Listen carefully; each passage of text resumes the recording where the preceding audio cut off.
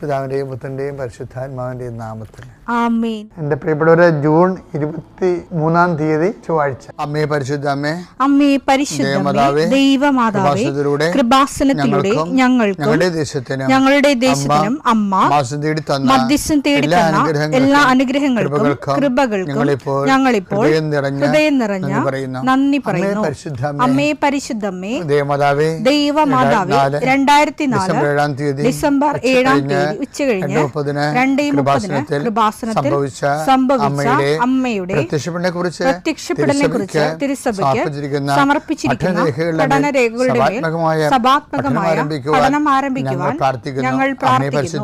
അമ്മേ പരിശുദ്ധമേ, ഭൂസ്വർലോകങ്ങളുടെ രാജ്ഞിയായ അങ്ങേയ്ക്ക് ഭൗമസംരക്ഷണത്തിനായി പ്രപഞ്ചപ്രകൃതിയെ തന്നെ തിരുസഭ പ്രതിഷ്ഠിക്കുവാൻ ഈ പ്രത്യക്ഷീകരണം വഴി ഇടയാക്കണമേ. പരിശുദ്ധമേ, ജപമാല മാതാവേ, സകല കൃപാസനം പ്രാർത്ഥനയോടും ചേർത്ത് ഞങ്ങളിപ്പോൾ പ്രാർത്ഥിക്കുന്ന ഈ കുടുംബത്തിന്റെ പ്രത്യേക നിയോഗം പറ മക്കളെ.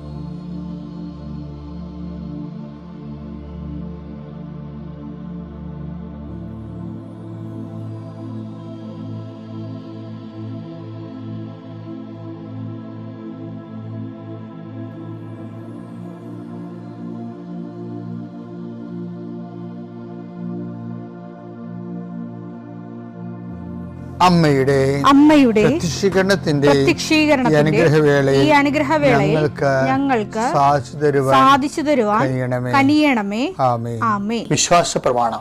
സർവശക്തനായ പിതാവും ആകാശത്തിന്റെയും ഭൂമിയുടെയും സൃഷ്ടാവുമായ ദൈവത്തിൽ ഞാൻ വിശ്വസിക്കുന്നു. അവിടുത്തെ ഏകപുത്രനും ഞങ്ങളുടെ കർത്താവുമായ ഈശോമിശിഹായിലും ഞാൻ വിശ്വസിക്കുന്നു.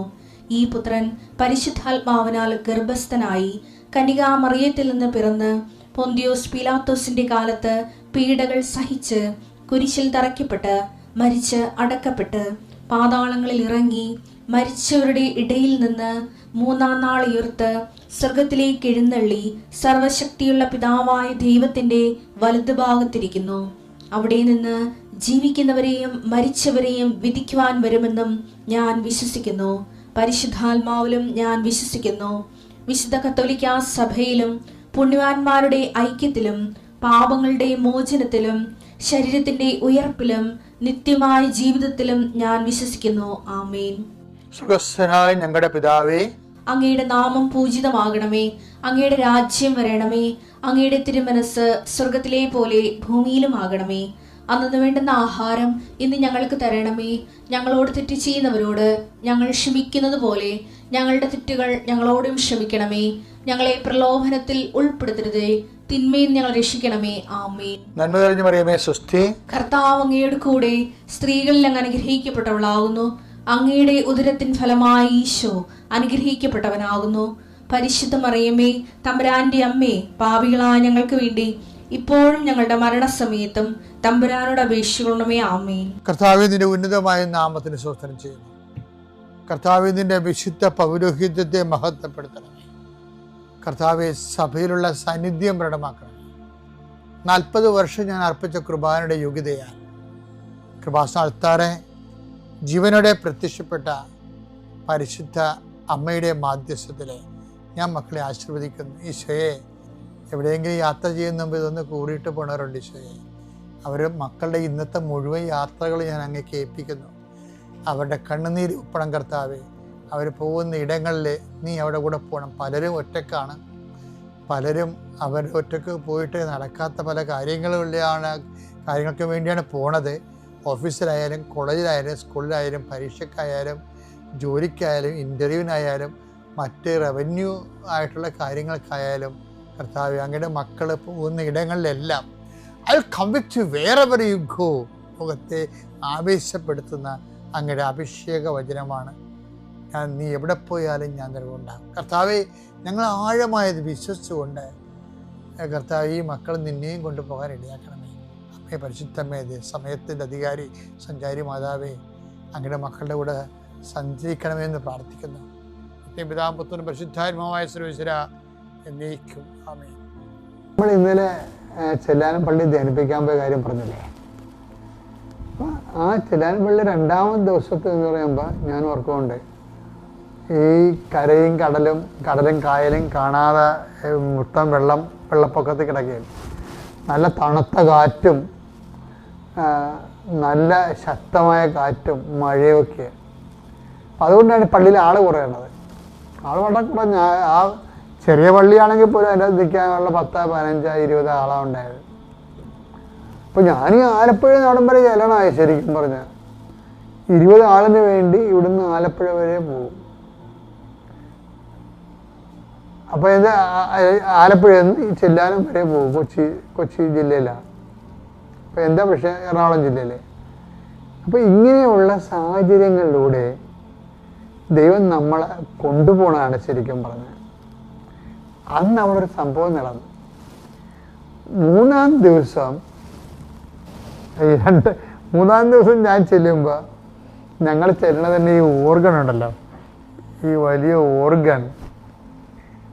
ഓർഗൺ നമുക്ക് അവിടെ പിടിച്ചുകൊണ്ട് പോകണം. അവിടെ ഓർഗണൊന്നുമില്ല. ഓർഗൺ ഞങ്ങൾ വണ്ടിയെ വന്നിട്ട് വണ്ടി നിർത്തിയിട്ട് അവിടെ നിന്ന് ഓർഗൻ്റെ ഒരു തല മുമ്പിലും ഒരു തല പുറകിലുമായിട്ട് വട്ടം പിടിക്കാൻ പറ്റത്തില്ല, നീളം പിടിച്ചുകൊണ്ട് 1 കിലോമീറ്റർ പോകണം. ഇത്രയും കഷ്ടപ്പെട്ട് ആ പള്ളി ചെല്ലുമ്പോഴല്ല നമ്മൾ കാണുന്നത് ആ പള്ളിക്ക് ചുറ്റുകൊണ്ടായിരുന്ന പന്തലൊക്കെ ബോക്സൊക്കെ ഒഴുകി നടക്കി കാറ്റടിച്ചിട്ട് കായലിൻ്റെ കാറ്റെന്ന് പറയണത് പാടശേഖരം, കായലല്ല പാടശേഖരമാണ്. അവിടെ വെള്ളം ഇങ്ങനെ രാജ്യം മുഴുവനും വെള്ളം നിൽക്കുക. അപ്പം അവിടെ കാറ്റടിച്ചിട്ട് തടയില്ലാത്ത കാറ്റാണ് നേരെ വന്ന് പന്തലിലടിച്ച് ഈ അവിടെയുള്ള സൗണ്ട് ബോക്സൊക്കെ അട്ടി വെച്ചിട്ടുണ്ടായിരുന്നു. അതെല്ലാം താഴിട്ട് അതിനകത്ത് ഇത് വെള്ളത്തിൽ ഒഴുകിയ സാധനമൊക്കെ ഭയങ്കരമായ നമുക്ക് സങ്കടം പറഞ്ഞതില്ലേ, നമുക്ക് സങ്കടമല്ല, നമ്മൾ ചിലപ്പോൾ സമയത്ത് ദൈവത്തിനെ അറിയാൻ പാടില്ലാത്തവരാണെങ്കിൽ ഓർക്കും, ഇത്രയും കഷ്ടപ്പെട്ട് ഞാൻ എന്തിനാ ധ്യാനം നടത്തണം, ദൈവത്തിന് വേണ്ടപ്പോൾ എനിക്കെന്തിനാ, അങ്ങനെ ചിന്തിച്ചു പോകും. ഞാൻ ചിന്തിച്ചായിരുന്നു ആ സമയത്ത്. കർത്താവിന് വേണ്ടത് എങ്കിലും ഇപ്പം നമുക്ക് എന്തിനാണ് നല്ല രീതി, കാര്യം കഷ്ടപ്പെട്ടാണ് നമ്മളവിടെ വരണതേ. ഇടവക്കാരും ഇല്ല, ഇടവക 14,000 10,200-500 വീട്ടുകാരുള്ളതാണ്. അപ്പോൾ 15 പേരാണ് ഈ ധ്യാനത്തിൽ വന്നിരിക്കുന്നത്. സിറ്റുവേഷൻ അതുകൊണ്ടാണ്. അവർക്ക് ധ്യാനത്തിന് കുറവൊന്നും ഉള്ളതല്ല. ഈ പള്ളിയിലേക്ക് ഇവിടം വരെ കഷ്ടപ്പെട്ട് തോട് നീന്തിയൊക്കെ വരണ്ടേ, അങ്ങനെ കേട്ടോ. 5-ാം ദിവസം ആയപ്പോഴേ മൂന്നാം ദിവസം ആയപ്പോൾ കറണ്ടും പോയി. കാറ്റും മഴ മാത്രമല്ല, എന്താ ന്യൂനമർദ്ദം നടന്ന അന്നത്തെ കാലത്ത്. കാറ്റും മഴ മാത്രമല്ല, ധ്യാനിപ്പിച്ചുകൊണ്ടിരിക്കുന്ന സമയത്ത് കറണ്ട് പോയി ധ്യാനം ഇടയ്ക്ക് വെച്ച് നിർത്തേണ്ടി വന്നു. ആൾക്കാരെ കാണാൻ പറ്റണില്ല. അപ്പം ഞാനിങ്ങനെ ഇരുട്ടത്ത് ഇതിൻ്റെ ആൾക്കാരെ നിൽക്കുക. അപ്പോൾ കറണ്ട് വന്നില്ലെങ്കിൽ വീട്ടിൽ പോകാം, കാര്യം ആരും ഇല്ല. ധ്യാനം അവസാന ദിവസമായി, ഒരു നന്ദി പറയാൻ പോലും ആരും വന്നിട്ടില്ല എവിടെയെങ്കിലും പോയി ഇടവകയെന്ന്. അപ്പോൾ ഞാനിങ്ങനെ ആൾക്കാരെ നിൽക്കുകയാണ്, ഇരുട്ടത്ത് നിൽക്കുകയാണ്. നല്ല തണുത്തിട്ട് ചെവിയുടെ അകത്ത് കൂടി തണുത്ത കാറ്റ് പല്ല് കിടിപ്പിടുന്നുണ്ട്. അപ്പോൾ എങ്ങാനും അവസാനം ഒരു ആരാധന നടത്താനുള്ള വകുപ്പുണ്ടെങ്കിൽ ആരാധന നടത്താവുന്ന രീതിയിൽ നിൽക്കുകയാണ്. അതിനിടെ കറണ്ട് വരികയാണെങ്കിൽ, പക്ഷെ കറണ്ട് വന്നില്ല. കറണ്ട് വരാതെ എന്നാൽ ചേർത്ത് കെട്ടിപ്പോയേക്കാം. കാര്യം പൂണം പാടാൻ കറണ്ട് ഒന്നുമില്ല, ചെറിയൊന്നും കറണ്ടില്ല. തോട് ഏതാണ് കരയാണെന്ന് അറിയത്തില്ല. ഒരു തിട്ടത്തിൽ നമുക്ക് കാല് തെറ്റിച്ചിട്ടേ പോകാൻ പറ്റത്തുള്ളൂ. അതിന് ഓർഗൺ കൊണ്ടുപോകണം. എല്ലാം അത് ഓർക്കുമ്പോൾ ശരിക്കും എങ്ങനെയും റോഡിലെത്തിയാൽ മതി എന്നുള്ള ചിന്തയാണ്. അപ്പോൾ അങ്ങനെ ഇരുട്ടത്ത് ഞാനിങ്ങനെ നിൽക്കുമ്പോൾ ആൾക്കാരുമൊക്കെ പള്ളിയിൽ അവിടെ ഇവിടെയൊക്കെ താഴെ നിൽക്കാൻ പറ്റത്തില്ല, നിൽക്കുകയാണ് ആൾക്കാർ പള്ളിയിൽ. താഴെയൊക്കെ മുഴുവൻ വെള്ളം കയറി, തൂവാനടിച്ച് കാറ്റടിച്ച് വെള്ളം കയറി കിടക്കുകയാണ് പള്ളിയുടെ അകത്ത്. അപ്പോൾ ഞാനങ്ങനെ നിൽക്കുന്ന സമയത്ത്, ആൾക്കാരെ നിൽക്കുന്ന സമയത്ത്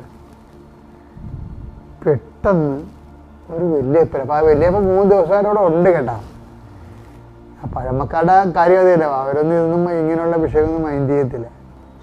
ആ 3 ദിവസം ആ വല്യപ്പനുണ്ട്. ആ വല്യപ്പനേക്ക് അറിയാം.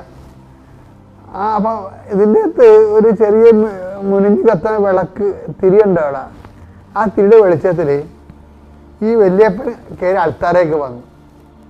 അൾത്താരോട്ട് കയറി വന്നു.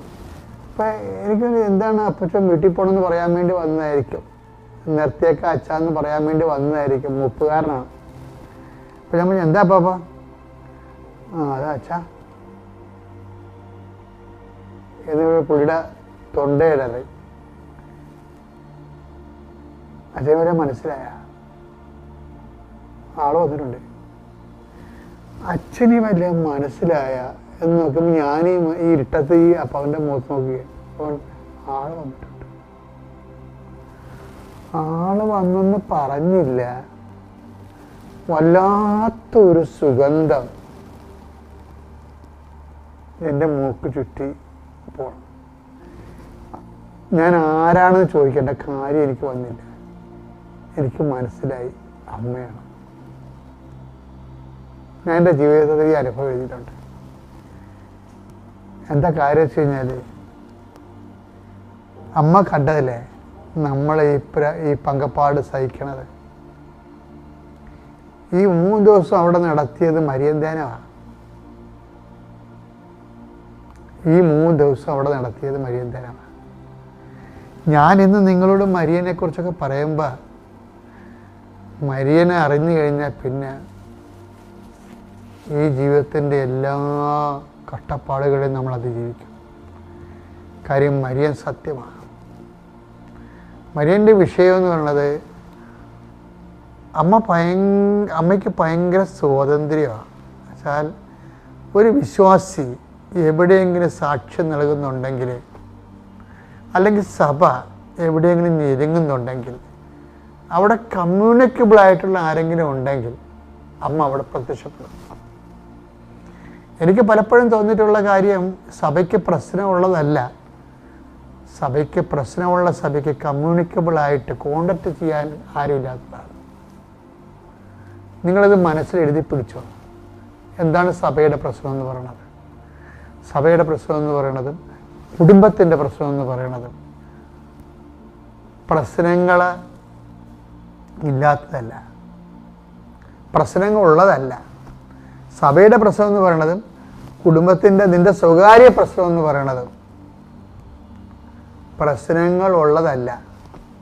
പ്രശ്നമുള്ളപ്പോൾ കമ്മ്യൂണിക്കേറ്റ് ചെയ്യാൻ, കോണ്ടാക്റ്റ് ചെയ്യാൻ ഒരാളില്ലാത്തതാണ്. ആർക്ക് കോണ്ടാക്ട് ചെയ്യാൻ? അമ്മയ്ക്ക് കോണ്ടാക്ട് ചെയ്യാൻ. അമ്മയ്ക്ക് എപ്പോഴും ഉടമ്പടി നമ്മൾ ഉദ്ദേശിക്കുന്നത് എന്താണ്? അമ്മയ്ക്ക് നമ്മളെ കോണ്ടാക്ട് ചെയ്യാൻ പറ്റുന്ന വ്യക്തിയായിട്ട് നമ്മളെ നിരന്തരം മാറ്റുകയാണ് ഉദ്ദേശിക്കുന്നത്. അതുകൊണ്ട് അമ്മ സുഗന്ധവാഹിനിയാണ്. ഇന്നത് 10,000ങ്ങളുടെ അനുഭവങ്ങളാണ് ശരിക്കും. അതിനൊരു വചനമുണ്ട് പ്രഭാഷകങ്ങളിൽ. ആ പ്രഭാഷണം 24:15 എടുത്ത്, ഇലവങ്കം പോലെയും സുഗന്ധ തൈലം പോലെയും ഞാൻ പരിമളം പരത്തി. ഞാൻ വിജ്ഞാനത്തെ കുറിച്ചാണ് നമുക്ക് പറയണം അവിടെ പറയണത്. അപ്പോൾ വിജ്ഞാനം എന്ന് പറഞ്ഞാൽ ആരാണ്? അമ്മ ആരാണ്? ബോധജ്ഞാനത്തിൻ്റെ സിംഹാസനമാണ്. വിജ്ഞാനത്തോട് ചേർന്ന് എപ്പോഴും പരിമളമുണ്ട്, സുഗന്ധാഭിഷേകം ഉണ്ടാകും. ഞാൻ സുഗന്ധം പരത്തി. പറഞ്ഞോളൂ. വിശിഷ്ടമായ മീറ പോലെ ഞാൻ സൗരഭ്യം വീശി. നറുംപശ, ചന്ദനം, കുങ്കുമം, ദേവാലയത്തിലെ കുന്തുരുക്കം എന്നിവ പോലെയും ഞാൻ സുഗന്ധം പ്രസരിപ്പിച്ചു. സുഗന്ധ പ്രസരണം എന്ന് പറയുന്നത് ഒരു ആധ്യാത്മിക അനുഭവമാണ്. നീ ദൈവമായിട്ട് ഇൻറ്റിമസി ആകുമ്പോൾ നിനക്ക് ലഭിക്കാൻ സാധ്യതയുള്ള സാന്നിധ്യത്തിൻ്റെ അടയാളമാണത്. എത്രയും വേഗം നീ പ്രാർത്ഥിച്ചു. അമ്മയ്ക്ക് കോണ്ടാക്ട് ചെയ്യാൻ പറ്റിയ ഒരു പേഴ്സണായി നീ വളരാൻ കർത്താവ് നിന്നെ സഹായിക്കട്ടെ. പിതാവിൻ്റെയും പുത്രൻ്റെയും പരിശുദ്ധാത്മാവിൻ്റെയും നാമത്തിൽ.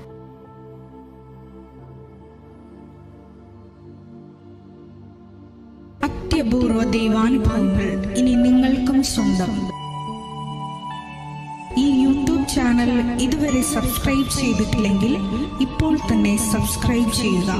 ഈ വീഡിയോ ഇപ്പോൾ തന്നെ നിങ്ങളുടെ സുഹൃത്തുക്കൾക്ക് ഷെയർ ചെയ്തുകൊണ്ട് കർത്താവിൻ്റെ പ്രേക്ഷിതരാകുക.